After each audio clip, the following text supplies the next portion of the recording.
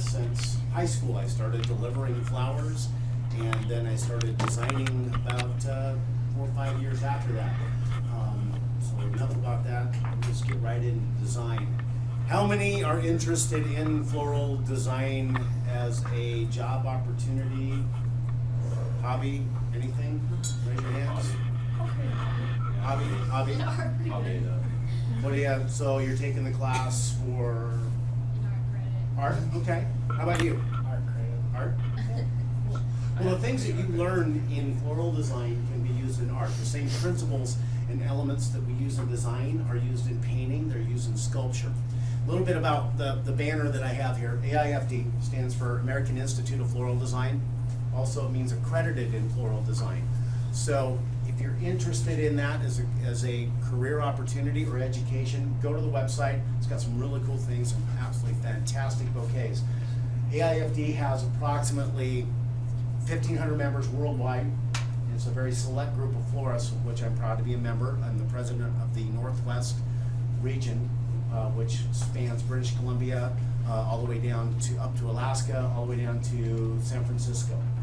So we do a lot of bouquets, and then it culminates in a symposium every year where the best designers in the world get together and create some just fantastic bouquets. So if you get a chance and you're interested in floral design or art in general, want to see sculpture and color, it's phenomenal. A little bit about what the class is. If you're doing flowers, when you're making a bouquet, and I'm speaking from a retail standpoint, what do you think it is that in a flower shop that you really sell? What's our commodity in the floral shop? Any guesses? You guys talked about it a little bit yesterday. Okay. What do you think we do with flowers? I gave you a little hint earlier. What are we selling? A feeling, exactly. What flowers are an emotion, okay? So when you're designing, you got right side, left side, and that in your head, you're artistic, you know, your left side logic, you know, you starts to take over your right side. Really, the floral design comes from a feeling. So a lot of times we'll talk to you today about, well, what does it feel like? You gotta trust that artistic ability. Also, your logical point of your brain comes apart in form. What we're gonna talk about today and this week is floral forms, which is a basic element of floral design. There's several forms, of which you have symmetrical, asymmetrical, round, S-curve, Hogarth curve. All these are forms, which you've probably seen in your book. We're gonna talk a little bit about forms really quick. A little bit backwards, but symmetrical. I'm gonna leave this here. And I may or may not be able to take it back for demonstration, but I want to leave this here. When you do your bouquet in your phone, I've set this up for a model, okay? Your first insertion, always straight up and down. That's your basic rule. Number one, right up and down. 2 and 3 are your arms or your wings. And notice I'm gonna turn this sideways. See how they come out from the center? This is also basically a radial design. All of the stems seem to radiate from a center point in the oasis. Okay, so that's really important if you notice how those stems come back, and that gives it that balance. Okay, notice 4 and 5 are placed behind the number 1 insertion, which is straight up and straight down. Okay, so really important. And then you fill in the space with 6 and 7, split the difference between these two, and then 8, 9, 10, 11, and 12. That's symmetrical. To make that asymmetrical, I'm going to show you a little bit.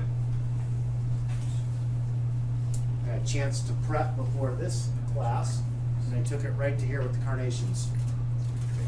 Everybody see this okay, or do I need to bring it up a little bit? Okay, that's good. You see it okay? Okay, so that's the same thing with flowers, right? Notice the insertion points. You notice the balance. Okay, it doesn't look like it's going to tip one way or another. It's fairly balanced. Symmetrical. Notice how the flowers come right down. There's nothing outside of that.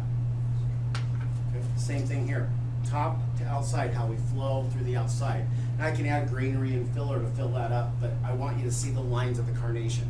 That's why we've chosen carnations, because you have to see that line to really get that form. Okay, so you'll be doing this in the oasis, and then the next step you're going to do, okay, you did symmetrical. And when I teach my floral design class for college, we do this. I mean, we might do this for 2 or 3 classes. We'll use the same 12 carnations over and over and over again. And we'll take them apart and see how many different arrangements you can do with the same 12 carnations. I'm going to show you a couple. There's a symmetrical, so we'll take these out.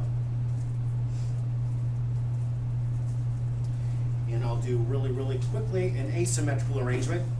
Again, because we're talking about what this week? Shape, forms, okay, asymmetrical. First insertion is straight up and down in that number 1 spot. Okay, and that's about, you'll notice on the back of this oasis, let me tip that so you can see it, right towards the back, center, and I've numbered them. So if you get a chance, come up and look at that. We'll leave this here so you can see it. Okay, this is the wet foam. That's just a big block of it, so it's not as firm as the dry foam. So be careful pulling the things out of it. It won't hold up as well as the dry foam. First, second, we're going to establish the width. And same insertion points. I've just changed the bottom. How many geometry students do we have here? Okay, same, yeah. Floral design is a lot of geometry. And I look back in high school and I go, man, did I ever have any art classes? I didn't. My art class was geometry and physics, and that's about it. I look back on my doodles in chemistry and they're all abstract doodles. That's about all the art I had. Again, this insertion, I'm going to look at this flower and this flower. I'm going halfway in between, creating a balance. Same thing over here. We'll drop this down, bring the eye down, and then we'll work in the middle. Nope, we want a taller one there. I'm going to have to cut these. Again, when you're doing this, try not to cut, because the less you cut, the more you can use your flowers. Right now, when you're doing this exercise.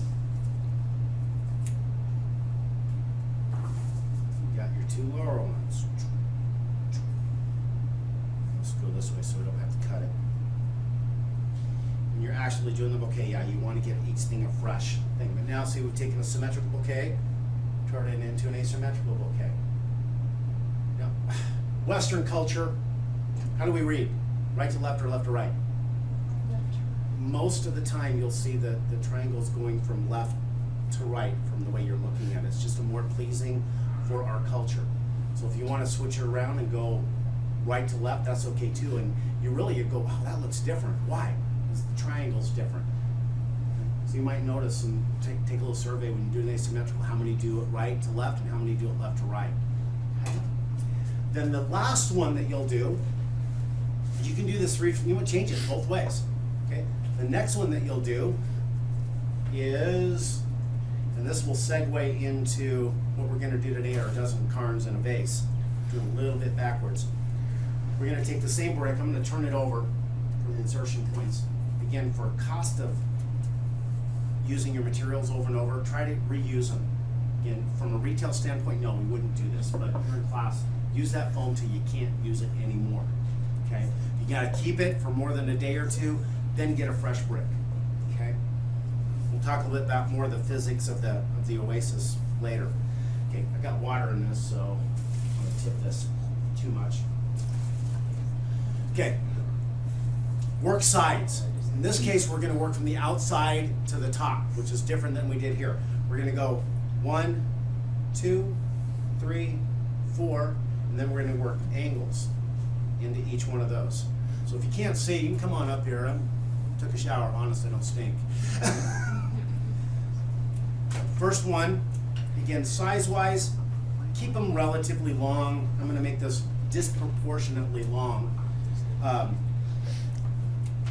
And most of the time, when I'm doing centerpieces, I'll cut them at the same time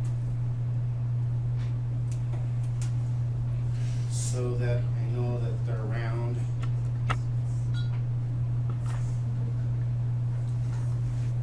Okay.